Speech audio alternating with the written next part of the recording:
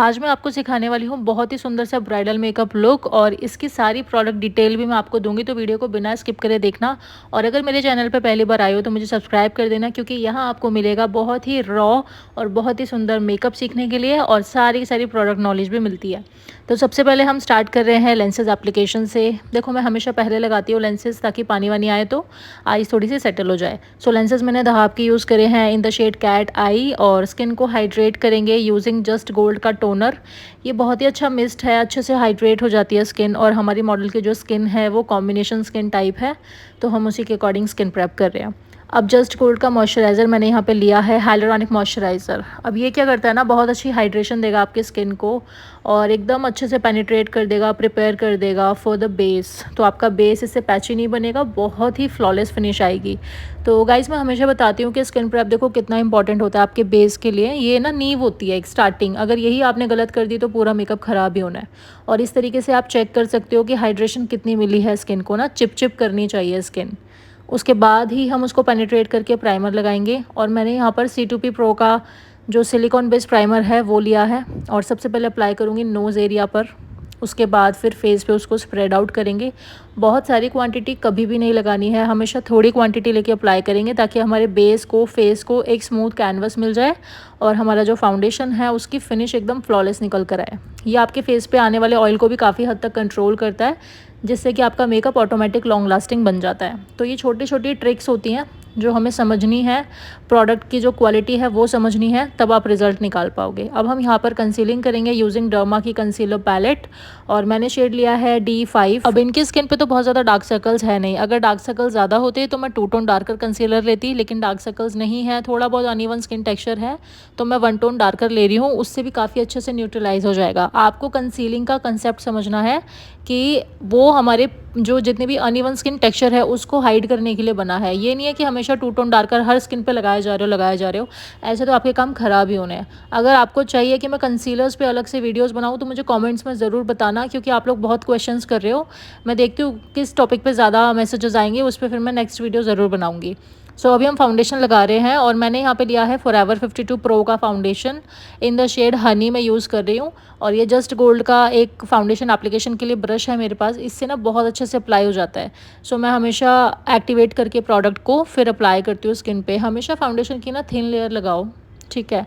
Thin layer लगाएंगे, फिर उसको ब्लेंड आउट करेंगे, फिर वो स्किन पे कैनवस बनेगा। उसके बाद अगर आपको लग रहा है कि कम रह गया फाउंडेशन, देन आप एक लेयर और बिल्डअप कर सकते हो, लेकिन इकट्ठा लेके नहीं लगाना फेस पैक की तरह, उसमें ब्लेंडिंग में भी इशू आएगा, पैची होगा, केकी बनेगा, और एंड में शायद रिजल्ट आपका ऐसा है कि ग्रे ग्रे भी दिखने लगे आपको।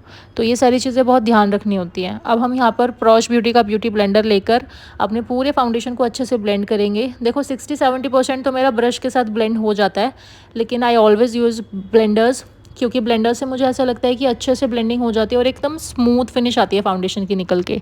सो मुझे नहीं समझ आता खाली ब्रश के साथ ब्लेंड कर दिया और फिर पैक कर दिया, मेरे को सेटिस्फेक्शन मिलता ही नहीं है जब तक मैं ब्लेंडर्स यूज़ ना करूँ। तो अपनी अपनी चॉइसेस होती हैं, लेकिन मुझे ऐसा लगता है कि ब्लेंडिंग जो है ना अच्छी खासी, वो हमारे ब्लेंडर से ही आती है। गुड क्वालिटी ब्लेंडर होना इसलिए आपके पास बहुत ज़्यादा इंपॉर्टेंट है। और ये प्रॉब्लम ना सबके साथ आती है कि मैम बेस ठीक से नहीं बनता, पैची होता है और पाउडर सेटिंग ठीक से नहीं होती। ये वाला कंसेप्ट ना सभी लोगों का आई थिंक क्लियर ही नहीं है, मेरा भी नहीं था। मैंने इस चीज़ में बहुत अपना टाइम दिया, इन्वेस्ट किया खुद को, और समझा कि इसका एक्चुअल में कंसेप्ट क्या है। तो blending is the key, foundation का शेड करेक्ट होना चाहिए और अपनी स्किन के हिसाब से लगा होना चाहिए। तीनों चीज़ें अगर गड़बड़ हो गई एक भी चीज़, तो आपका फाउंडेशन ख़राब है। और इस चीज़ पे भी मुझे पता है आप लोगों ने काफ़ी क्वेश्चंस किए हुए हैं, तो अभी अपकमिंग वीडियोस में लेकर आने वाली हूँ काफ़ी इन्फॉर्मेशन के साथ में, जिसमें मैं फाउंडेशंस की नॉलेज दूंगी, अपने फेवरेट प्रोडक्ट्स रिवील करूँगी। सो आई होप कि आप लोगों को पसंद आएगा, और मुझे कॉमेंट्स में गाइस ज़रूर बताना अगर आपको ऐसी वीडियोज़ देखनी है तो। सो अभी हम यहाँ पर करेंगे क्रीम कॉन्टोर, क्रीम ब्लश और हाईलाइट, बिकॉज हम ब्राइडल मेकअप कर रहे हैं तो लॉन्ग लास्टिंग वाला होना चाहिए। सो C2P की मैं पैलेट यहाँ पर यूज़ कर रही हूँ, कंसीलर पैलेट, और एक छोटे से फ्लैट ब्रश की हेल्प से मैं चीक्स पर, नोज़ पर एक शेडो इफेक्ट डालूंगी। अब कॉन्ट्योरिंग करने का मतलब ये नहीं है कि डार्क कलर भर भर के लगा देंगे, जितनी ज़रूरत है उतना ही अप्लाई करेंगे। और मैं इतनी ही एप्लीकेशन करती हूँ, मैं बहुत ज़्यादा डार्क कलर नहीं लगाती हूँ, क्योंकि मुझे वो काला काला कॉन्टोर बिल्कुल पसंद नहीं है।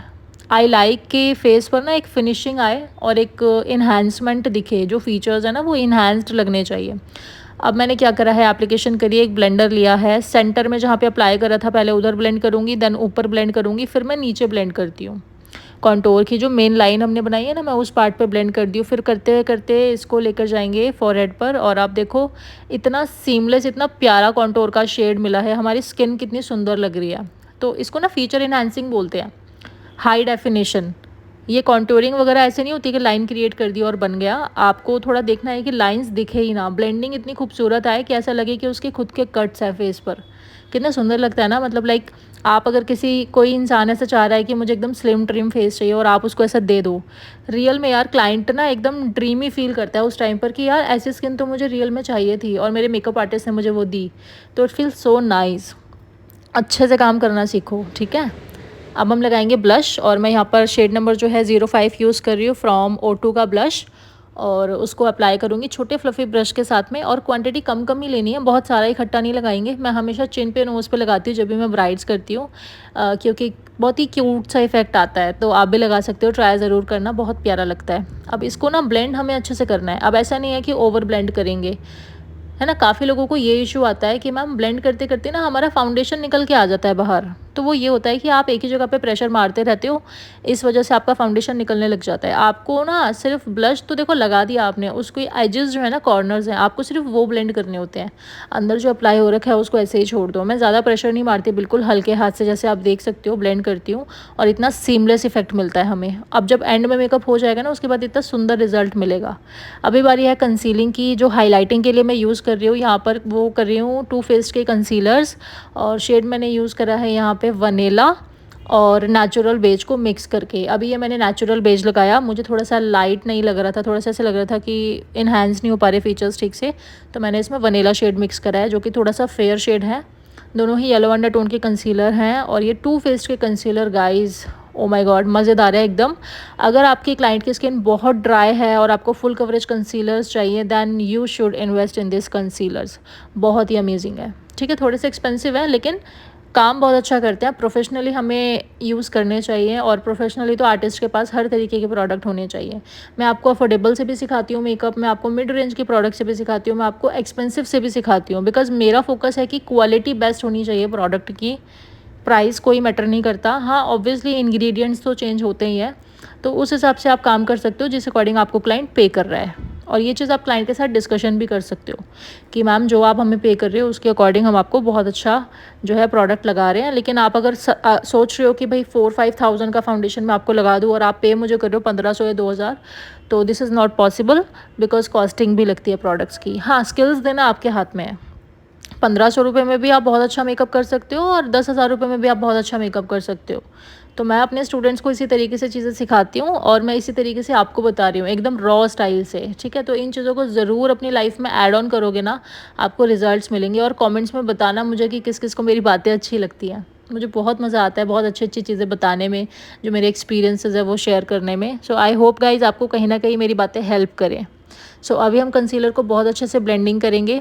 अब ब्लेंड ऐसे करना है कि जहाँ पर एप्लीकेशन करी है उसी उसी जगह पे ब्लेंड करना है, पूरे फेस पे स्प्रेड नहीं करेंगे, अदरवाइज़ जो कॉन्टोर है वो उड़ जाएगा, ठीक है। अच्छे से ब्लेंड कर दिया, उसके बाद हम यूज़ करेंगे one of my favourite loose powder from Laura Mercier. आप लोगों ने बहुत ज़्यादा सुना होगा मुआज को यूज़ करते हुए। ये है बहुत अच्छा है एक्चुअली में, बिल्कुल भी ड्राई नहीं करता स्किन को, और काफ़ी अच्छे से सेट करता है आपके बेस को, काफ़ी स्मूथ है इसका टेक्सचर, और बहुत ही अमेजिंग पाउडर है। सो सभी मेकअप आर्टिस्ट का फेवरेट है। ये भी आप ले सकते हो अगर आपको इन्वेस्ट करना है। गुड क्वालिटी पाउडर होना आपके पास बहुत ही ज़रूरी है।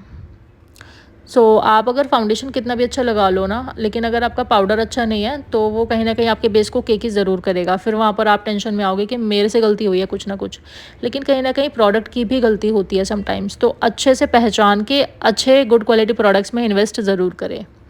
यहाँ पर पाउडर सेटिंग देखा आपने मैं किस तरीके से कर रही हूँ, नोटिस नहीं किया होगा, मेरी बातों पे फोकस चल रहा है आपका। तो सामने मेकअप भी हो रहा है, उधर भी थोड़ा सा फोकस करो अच्छे से, और अपने क्वेश्चंस जो है ना कमेंट्स में पूछ लिया करो मुझसे, ताकि मैं आपको अच्छे अच्छे आंसर कर पाऊँ, अच्छी अच्छी वीडियोज़ मैं आप लोगों के लिए ला पाऊँ, ठीक है। अभी पाउडर लगाया मैंने, तो मैं हमेशा क्या करती हूँ, ब्लेंड करती हूँ पहले। तो कहीं भी पैच है, कोई चीज़ दिक्कत हो रही है, जैसे पैच आ गया, क्रैक आया हुआ है, उसको हमेशा आप करोगे ब्लेंड। उसके बाद आपने पाउडर उठाना है स्पॉन्ज की हेल्प से और बिल्कुल कम क्वांटिटी में सेट करना है, जैसे हम कॉम्पैक्ट पाउडर सेट करते हैं ना, बिल्कुल वैसे ही। ठीक है, इकट्ठा पाउडर लेके नहीं लगाना, बिल्कुल नो है उसके लिए। थोड़ा थोड़ा पाउडर लगाते जाओ, उठाते जाओ, लगाते जाओ, उठाते जाओ। इससे क्या होगा, आपका बेस ना धीरे धीरे सेटल होने लग जाएगा और केकी भी नहीं लगेगा। सेट हो गया बहुत अच्छे से। अब ऐसे नहीं है कि इतना ही छोड़ दोगे, ठीक है, ये तो हमने पूरा बेस सेट करा है। अभी हम जब आई मेकअप करेंगे तो अंडर आइज़ पे लगा के छोड़ेंगे, हाई पॉइंट्स पे लगा के छोड़ेंगे। अब इससे होगा क्या, पहले तो आपका बेस सेट हो गया। दूसरी चीज़, जब आपने एक्स्ट्रा दोबारा एक और लेयर लगाई पाउडर की, वो बेकिंग होने लग जाएगी। आप उसको स्किन पे लगा छोड़ दो, जब आप थोड़ी देर बाद उसको डस्ट ऑफ करोगे ना, आप देखोगे इतना सुंदर एकदम ट्रांसफ़र प्रूफ बेस आपको मिलेगा और आपको सच में मज़ा आ जाएगा। सीरियसली ये मेरी खुद की टेक्निक्स हैं जो मैंने काम कर करके इवॉल्व करी है, और I really love sharing all my tricks and tips आप लोगों के साथ। तो प्लीज़ गाइज़ इस चीज़ को अप्लाई करें एंड मुझे बताएं कि आपको कैसी लगी। ठीक है, सो ये देखो, आप जहाँ पर क्रैक्स आते हैं, पैचेस आते हैं, उस एरिया पे मैं अच्छे से पाउडर लगा रही हूँ। ये माउथ लाइन पर और जॉ लाइन के ऊपर वाला जो एरिया होता है अच्छे से लगा के छोड़ेंगे। Okay, so now it's time to do contouring again. हाँ जी बिल्कुल, क्रीम कॉन्टोर करने के बाद हमें पाउडर कॉन्टोरिंग भी करनी पड़ती है। अब आप पूछोगे क्यों, तो मैं उसका आंसर आपको बता देती हूँ। क्योंकि पाउडर कॉन्टोरिंग जब हम करते हैं तो उससे फीचर ना और अच्छे से इन्हांस हो जाते हैं। क्रीम कॉन्टोर, क्रीम ब्लश, ये हमारे मेकअप को लॉन्ग लास्टिंग बनाने के लिए, हमारे ब्लश और कॉन्टोर को ना लॉन्ग लास्टिंग बनाने के लिए हम इसको लगाते हैं। बाकी आप जो पाउडर लगाते हो तो कुछ उससे भी हाइड हो जाता है। एंड में जब आपका रिजल्ट आएगा ना, वो काफ़ी सीमलेस मिलेगा आपको। जो पाउडर है और क्रीम है ना, दोनों मिक्स होकर काफ़ी अच्छा इफेक्ट निकालते हैं। तो कभी ऐसा नहीं करना कि क्रीम कॉन्टोर, क्रीम ब्लश कर दिया, उसके बाद आप पाउडर वाला काम कर ही नहीं रहे हो। तो वो आपको फीचर इन्हांसिंग के लिए करना ही पड़ेगा। और आपने देखा जैसे मैंने जॉ लाइन पे लगाया पाउडर, कितनी सुंदर जॉ लाइन निकल कर आ रही है। यहाँ पर देखना, अभी सी एक ही स्ट्रोक डाला एंड आप एक शेडो देख सकते हो जिससे उसके फीचर्स इतने इन्हांस्ड लग रहे हैं। तो ये पावर होती है कॉन्ट्योरिंग की, अगर आप सही से कर रहे हो तो। इस चीज़ को अच्छे से प्रैक्टिस करो, बहुत अच्छे से समझो चीज़ों को। बहुत मज़ा आता है मेकअप करने में, सीरियसली मुझे टाइम का पता ही नहीं चलता कब निकल जाता है मेरा टाइम। और अभी आप लोगों को भी सिखाते सिखाते सिखाते सिखाते बड़ा ही मज़ा आ रहा है मुझे तो। सो अभी यहाँ पे हम नोज़ कॉन्टोर करेंगे, फेस को भी शेप कर दिया है हमने, और आप देख रहे हो कितने सुंदर से हमारे चिक्स कॉन्टोर लग रहे हैं। नोज़ को ना मैं बिल्कुल नॉर्मली शार्प करती हूँ, ऐसे मैं लाइनें वगैरह क्रिएट नहीं करती, मुझे बिल्कुल पसंद नहीं है। I like natural finish contour. Face पे दिखे ही ना कहाँ से क्या स्टार्ट करा है, कहाँ ख़त्म करा है, एकदम ब्लेंडेड लगना चाहिए सब कुछ। सो मैंने लिप्स पे भी कॉन्टोर करा है, और वो मैंने आपको बताया है कि मैं क्यों करती हूँ, क्योंकि हमारी जो लिपस्टिक की शेप है बहुत ही सुंदर निकल के आती है और पाउटी लिप्स लगते हैं। अब आगे है बारी ब्लशर एप्लीकेशन की। सो कॉन्टोर और ब्लश के लिए, दोनों के लिए मैंने करेक्टर कॉस्मेटिक की पैलेट यूज़ करी है, और एक पीच और कोरल कलर लेके मिक्स करके दोनों को शेड को बहुत ही सुंदर सा शेड बनाया है मैंने। और ब्लश हमेशा ना ऐसे ही लगाना है, आउटफिट का कलर देखो थोड़ा सा वार्म टोन में जा रहा है तो वार्म टोन के ही ब्लशेस लगाओ, बहुत ही सुंदर लगते हैं।